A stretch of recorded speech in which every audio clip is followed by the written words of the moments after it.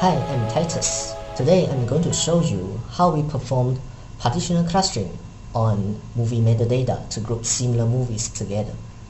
So for your information, movie metadata actually consists of both numerical and categorical attributes. So we will be performing the clustering analysis separately. Why? Because the numerical attributes and the categorical attributes will be using different distance measure. So for numerical attributes, we will use k-means clustering. The movie metadata actually consists of 5 numerical attributes, which are popularity, release date, runtime, VOD average, and VOD count. We'll be running k-means 3 times, each times on different combinations. After that, we will compare the result and select the best k-means model. First, we'll be doing normalization. After that, select the best value of k based on elbow method. After that, fit the k-means clustering algorithm with the best value of k and interpret the results based on waffle plot, scatter plot, and centric table. So this is the best results for k-means clustering, which is actually running on popularity, release date, and VOD count. Based on the graph, you can say that the best number of k is 4. So this is waffle plot. Waffle plot actually tells us the cluster distribution. So based on this waffle plot, we can say that the cluster distribution is not even.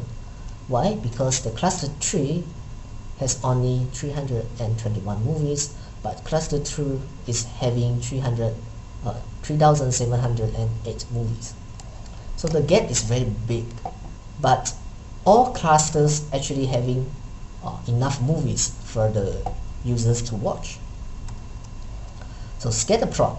Based on the scatter plot, we can say that cluster 3 contains a lot of extreme values. So should we remove them or should we keep them? Let us decide it based on the centric table.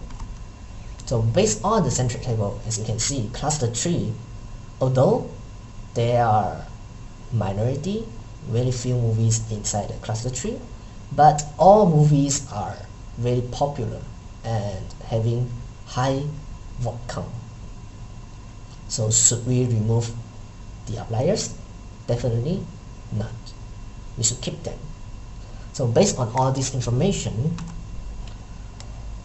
this is the possible description. Cluster 1, extremely old but high rated movies. Cluster 2, popular movies. Cluster 3, extremely popular movies. And cluster 4, old but popular movies. Alright? Now let's move on to the categorical attributes. We'll be using k-mods clustering. Why using k-mods? Because we cannot calculate the means for categorical attributes. So we will be using mods instead. So we have 2 combinations here, and then we will be running k-mods clustering 2 times, each times on different combination, and then we'll compare the result and select the best k-mods model. So the analysis will be select the best value of k based on the elbow method, and then we'll fit the k-mods clustering algorithm with the best value of k. Then interpret the results using waffle plot and the word clouds. So this is the best results for k-mods model, which is actually running on all the categorical attributes. And based on the graph, you can see that the best value of k is 6. So based on the waffle plot, we can say that the distribution is quite even, which is ranging from 280 until 1,730, right? And based on the word clouds, actually is quite good. Why? Because k-mods split the movies into different clusters, and each cluster is highlighting different items, such as cluster 1 is highlighting drama, crime, thriller, and cluster 6 is highlighting mystery, horror, and thriller, right? So based on all that information, we can come up with this cluster description. So different users can actually choose the cluster that best suit them, the cluster that they like the most, right? So that's all for now.